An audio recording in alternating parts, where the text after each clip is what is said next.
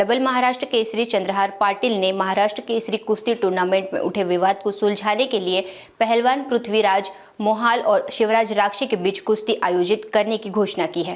Double Maharashtra Kesari Chandrahar Patil ने महाराष्ट्र केसरी कुश्ती tournament में उठे विवाद को सुलझाने के लिए पहलवान पृथ्वीराज मोहाल और शिवराज राक्षे के बीच कुश्ती आयोजन की घोषणा की है। ये कुश्ती सांगली में होगी और इसके विजेता को 25 लाख रुपए का पुरस्कार मिलेगा। पाटिल ने कहा कि इस पहल से विवाद का समापन होगा और दोनों पहलवानों के बीच की प्रतिस्पर्धा को सकारात्मक दिशा मिलेगी।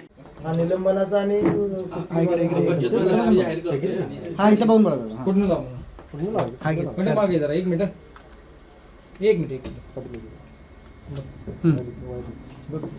मध्ये ये मला एक मिनिट भूमिका जाहीर झाली म्हणून तुम्ही ही घोषणा करा। हा पृथ्वीराज मोहाळची भूमिका जाहीर झाल्यानंतर काय उपयोग नव्हता ना। बोल हां मध्ये माग आज सकाळीच न्यूजच्या माध्यमातून बघितलं, पृथ्वीराज मोहोळनं जाहीर केलं की मी आज शिवराज राक्षेवर कुस्ती खेळण्यास तयार आहे।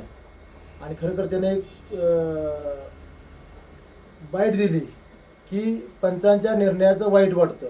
खरं पृथ्वीराजच्या खेळाडू वृत्तीचं म्हणजे कौतुक केलं पाहिजे। आज तो पुन्हा खेळण्यास तयारी झाला आणि पंचांच्या निर्णयाचं वाईट वाटतं म्हणजे ह्याच्यातनं समजून जातो की आपण त्या दिवशी काय घडलं ते।